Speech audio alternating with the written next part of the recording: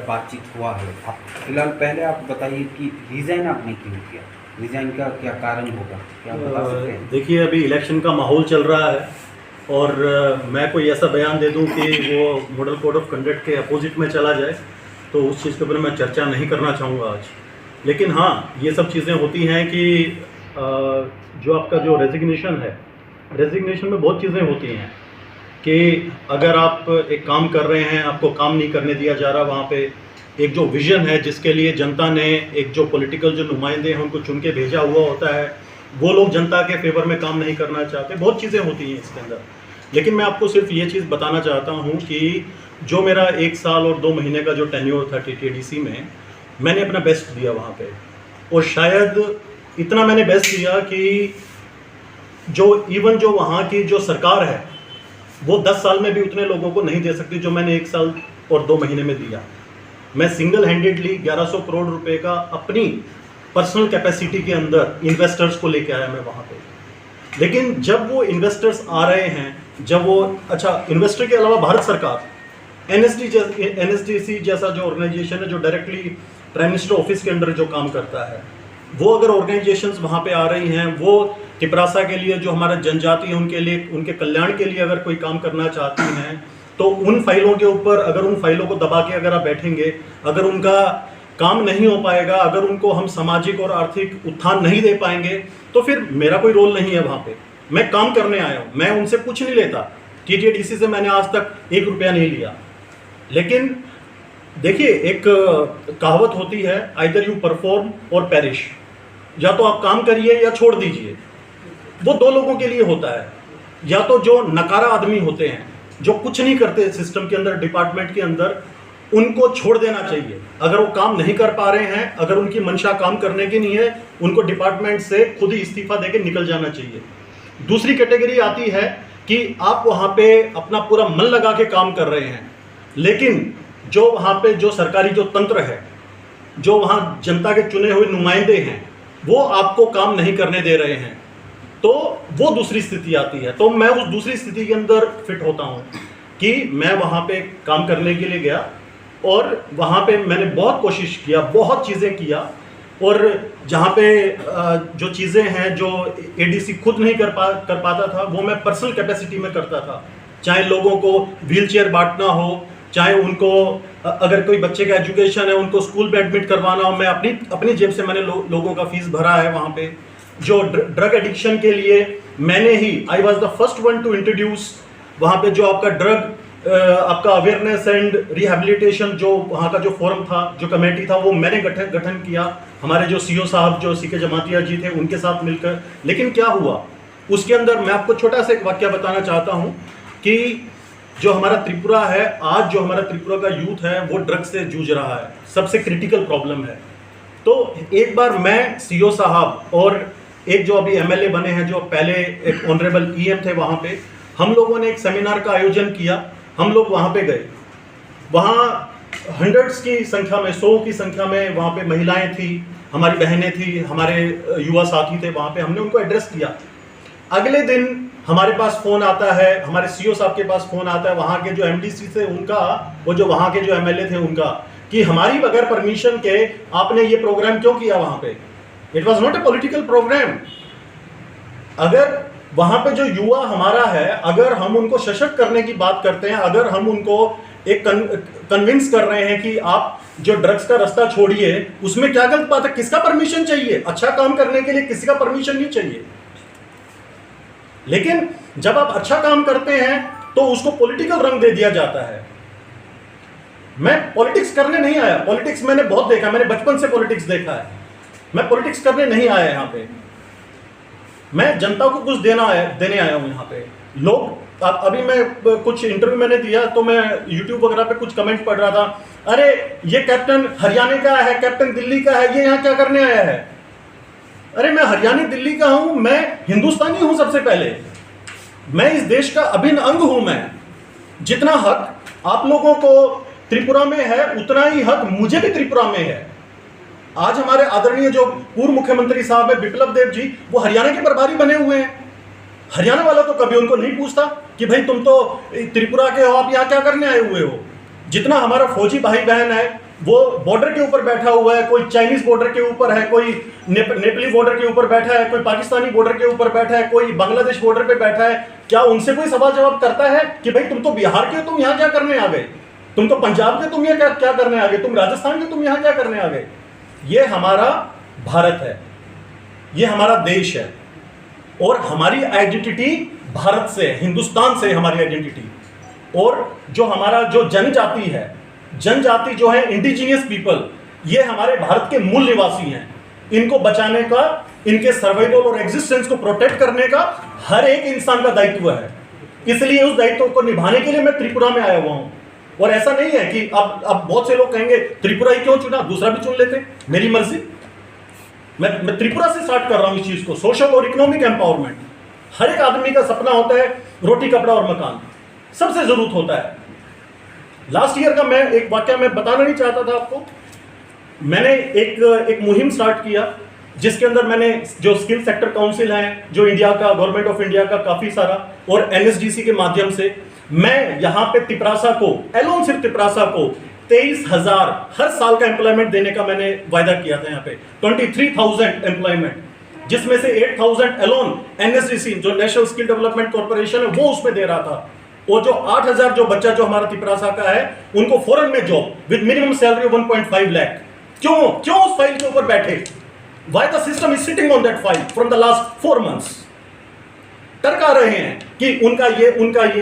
फिर एक हमने मीटिंग किया, जो skill sector council, telecom skill sector council, automobile skill sector council और काउंसिल के लोग आए हुए थे, उनके साथ मीटिंग हुआ। उन्होंने बोला हम स्टाम्प पेपर पे लिख के देते हैं, हम आपके बच्चों का यहाँ पे 15,000 बच्चों का मिनिमम हम यहाँ से हर साल का एम्प्लॉयमेंट जनरेट करेंगे। उस फाइल के ऊपर बैठ गए। अरे जिस गरीब के घर के अंदर चूल्हा नहीं जलता, वो जो ड्रग्स के अंदर जो युवा चला गया, क्या आप उसकी सुध लेते हो? अगर कोई आपको, आपके बच्चे को एम्प्लॉयमेंट दे रहा है उसकी क्वालिफिकेशन के हिसाब से, क्या बुराई है उस चीज में? आपको फाइल पे नहीं बैठना चाहिए, आपको उस चीज के अंदर प्रोग्रेसिव होना चाहिए। आपकी जो थिंकिंग है वो ब्रॉडन होनी चाहिए, नैरो माइंडेड से काम नहीं चलेगा, आपको आउट ऑफ बॉक्स निकलना पड़ेगा। आप यहां बैठ के सोचते हैं मैं, हमारे स्टेट में दिल्ली जैसा डेवलपमेंट हो, फिर उसके बाद किसी ने, मैंने कमेंट पढ़ा, उसमें लिखा हुआ, अरे बाहर का कंपनी लेके आ रहा है कैप्टन, बाहर का कंपनी आएगा तो हमें क्या मिलेगा, हमारे लोगों को रोजगार नहीं मिलेगा। किसने बोल दिया भाई ऐसी बातें? दिल्ली में जाइए, G20 समिट होने वाला है, दिल्ली को मोदी जी ने चमका रखा है एक विश्व पटल के ऊपर। मोदी जी एक वसुधैव कुटुंबकम की बात करते हैं कि पूरा विश्व हमारा कुनबा है, और वो इन्वाइट करते हैं। क्यों वहां पे G20 समिट के अंदर पूरे विश्व के जो बड़े बड़े लीडर हैं वो क्यों आ रहे हैं वहां पे? किस लिए आ रहे हैं वो? कि हमारा जो एक इंटरनेशनल कॉपरेशन है, चाहे वो कल्चर के अंदर हो, चाहे वो एम्प्लॉयमेंट में हो, चाहे बिजनेस में है, चाहे जीडीपी ग्रोथ में है, चाहे HDI ग्रोथ में है, वो चीज बढ़े और हम आपस में सहयोग करके एक जो कुनबा है, जो विश्व का पूरा कुनबा है, उसको हमें एक साथ लेकर डेवलपमेंट की बात करें। अदरवाइज मोदी जी को क्या पड़ा है? पहले भी प्रधानमंत्री आए जो मौन रहते थे, कुछ बोलते ही नहीं थे, उन्होंने कौन सा डेवलपमेंट कर दिया देश का? लेकिन एक प्रधानमंत्री आया जो वाइब्रेंसी की बात करता है, सबको साथ लेके चलने की बात करता है, सबके विकास की बात करता है, तो उससे सीखिए कुछ। तो अगर जब तक आप देखिए त्रिपुरा में कौन सा इंडस्ट्री आ गया, यहां पे बंगाल में टाटा गया था एक बार, टाटा को ममता जी ने मना कर दिया कि आप चले जाओ, सिंगूर वाला जो कांड जो हुआ था। आज तक वेस्ट बंगाल में कोई बड़ा इंडस्ट्री नहीं आया। उसका नुकसान किसको हुआ?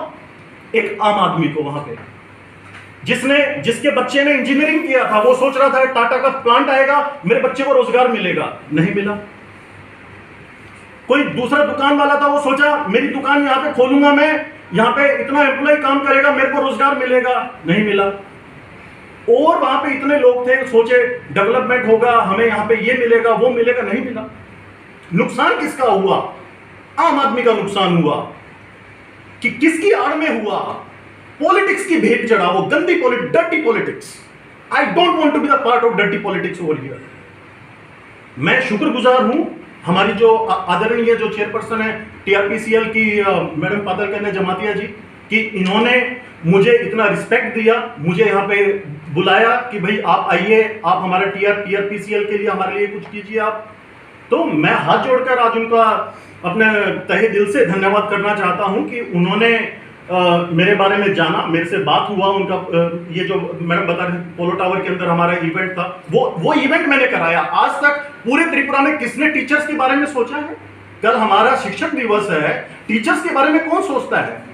लेकिन फिर भी मैं वहां हरियाणा से बात करके ओपी जिंदल यूनिवर्सिटी को पूरा जितना हमारा अगरतला का सरकारी चाहे गैर सरकारी जो टीचर्स है, प्रोफेसर है, प्रिंसिपल, उनको बुलाया। उनको एडीसी से हमने बुलाया, जो हमारे जो ट्राइबल स्कूल्स के जो टीचर्स, प्रोफेसर हैं, प्रिंसिपल्स हैं, उन लोगों को, कि उनको साइकोलॉजी, बिहेवियर के ऊपर हमने उनको ट्रेन किया। किस लिए? कि वो जो हमारे बच्चे हैं, जो हमारा यूथ है, जो हमारा एसेट है, हमारा जो त्रिपुरा का और हमारे त्रिपुरासा को, वो एक सही उनको डायरेक्शन दे सके, दिशा और दशा दे सके, अच्छी दिशा और दशा दे सके। यहाँ पे तो मैं आज यहाँ पे आया, मैडम के अपना इन्होंने रिक्वेस्ट किया, और वो भी मुझे फेसबुक के माध्यम से पता चला। मेरे किसी दोस्त ने बताया मुझे कि आपका देखो वो मैडम पाताल कन्या जी ने आपके लिए इतना कुछ लिखा। तो मेरा फर्ज बनता है, मैं हमेशा रिस्पेक्ट देना जानता हूँ, मैं कभी किसी को डिसरिस्पेक्ट नहीं करता। तो मैं रिस्पेक्ट के नाते, और ये हमारी बड़ी बहन है, इनसे मैंने इनके बारे में पढ़ा और देखा। मैंने 2014 से, उससे भी पहले से ये क्रांतिकारी हैं, ये आप लोगों के लिए, इंडिजियस लोगों के लिए लड़ रही हैं। तो हम सभी लोगों को इनका सहयोग करना चाहिए, इनको बढ़ाना चाहिए, इनको आगे लेके। और रही बात टीआरपीसीएल की, तो मैं अभी मैनेजर साहब से बात कर रहा था टीआरपीसीएल का, कि हमारा कितना रेवेन्यू है और प्रॉफिट कितना है। तो रेवेन्यू की बात छोड़, रेवेन्यू तो बहुत कोई लोग कमा लेते हैं, लेकिन प्रॉफिट की बात होती है तो प्रॉफिट नहीं है हमारा टीआरपीसीएल में।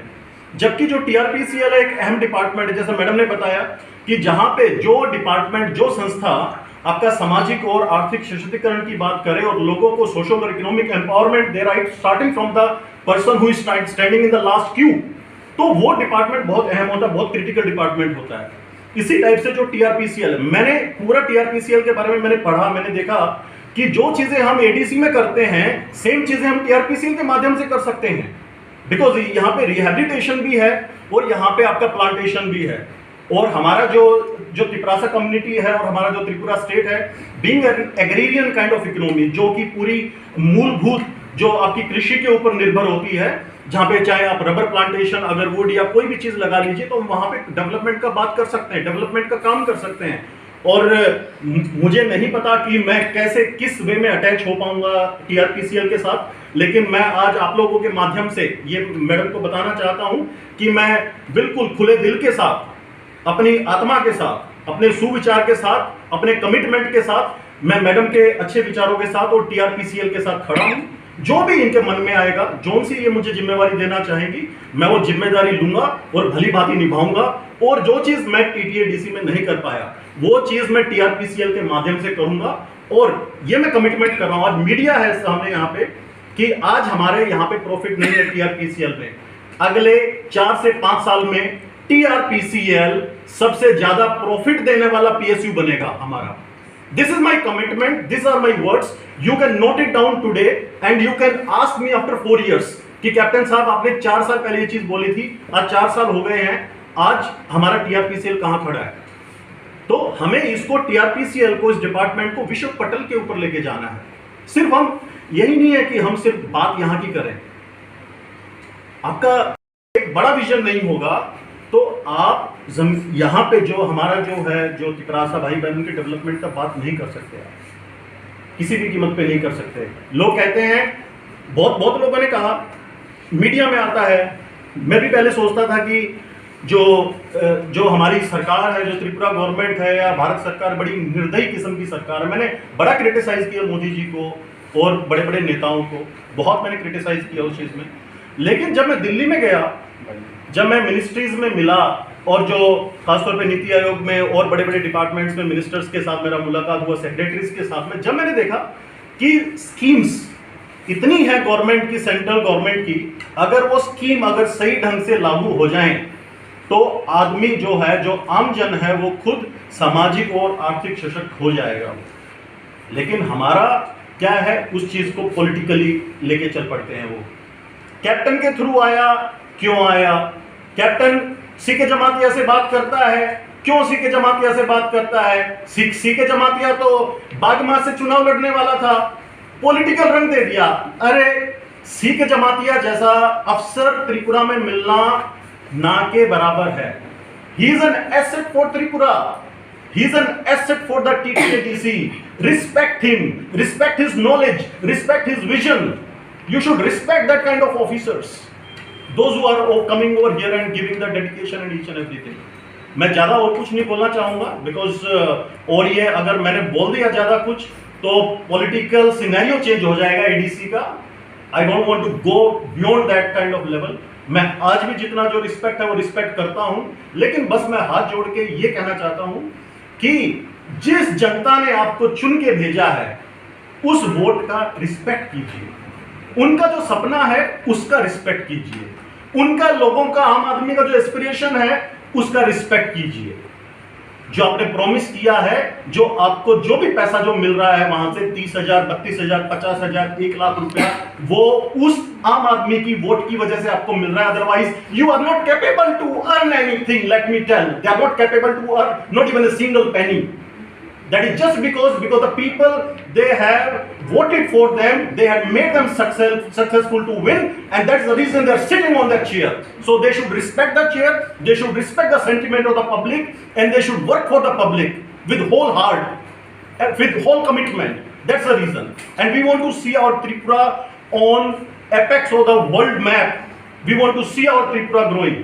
That's the most important thing. Thank you very much. Sir एक प्रश्न है सर.